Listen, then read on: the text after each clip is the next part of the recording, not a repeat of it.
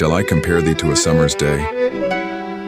Thou art more lovely and more temperate. Rough winds do shake the darling buds of May, and summer's lease hath all too short a date.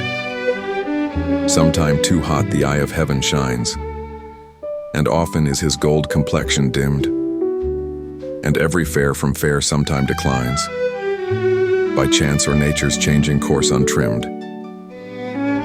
But thy eternal beauty shall not fade, nor lose possession of that fair thou owest, nor shall death brag thou wanderest in his shade, when in eternal lines to time thou growest. So long as men can breathe or eyes can see, so long lives this, and this gives life to thee.